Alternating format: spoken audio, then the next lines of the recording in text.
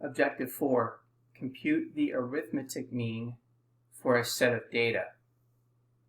Now, the mean of n observations of x1 to x subscript n is given by the following.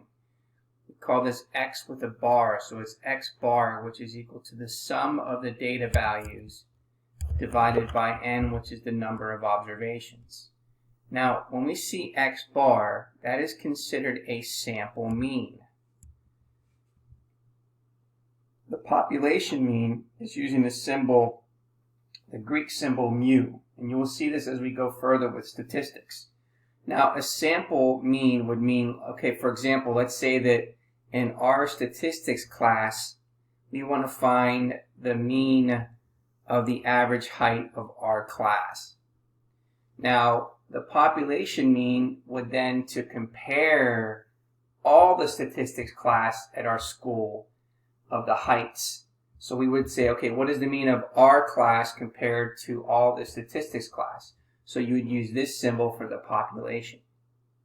So in words, the mean is the sum of the observations divided by the number of observations. So remember to always give the units for the mean. The units of the mean are the same as the units of your observations. So for the first example, find the mean for the following sets of data. So to find the sample mean, x bar, you're going to find the sum of the observations. So here are observations 7.5 all the way to 9.3. Them up.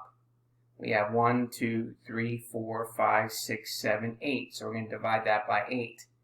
So we take the sum and divide that by 8, and we get approximately 10.16 units. Now again, the one thing I want to point out here is that if they're asking for the mean, and the mean of the data values goes to 1 decimal place, well then you would approximate this to be 10.2 units, since you would round that to 1 decimal place. Let's take a look at the next one. So we have 7.5, 90.4. We're going to find the sample mean of this data.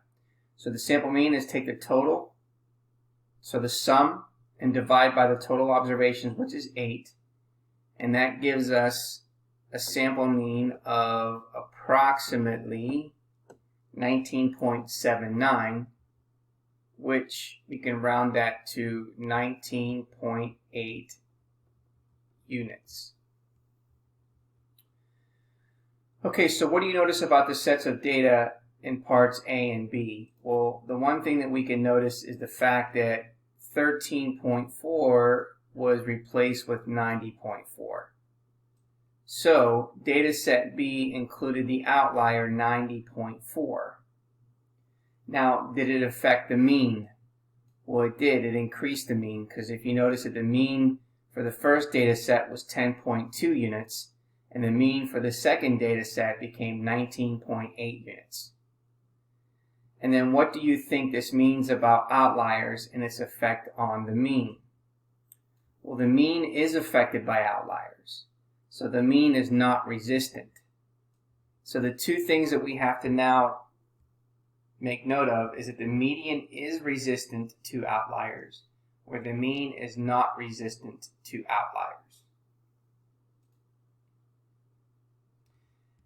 Next example, it says 5 of the most highly paid CEOs in 2013 and their compensations in millions of dollars are shown in the table below. So here are the CEOs, there's the company, and there's the compensation in millions of dollars. So we want to be able to find the sum of the data values and then describe what does it mean in this situation. So the sum of the data values is adding them all up from 37.2 all the way to 24.4, and that gives us a number of 146.4. Now, what does it mean in this situation? Well, the title of the column is compensation in millions of dollars. So total consumption for the 5 CEOs is $146.4 million. Now for part B, it says find the mean, taking the sum of that and dividing it by the number of observations. And then what does it mean in this situation? We found the sum in part A to be 146.4, so that's in our numerator. And a denominator means how many observations do we have? Well, we have 5. 1, 2, 3, 4, 5. So we're going to take 146.4 and divide it by 5, which gives us 29.28. Rounding it to one decimal place gives us approximately 29.3. So what does it mean in this situation? This means that the average CEO compensation was $29.3 million.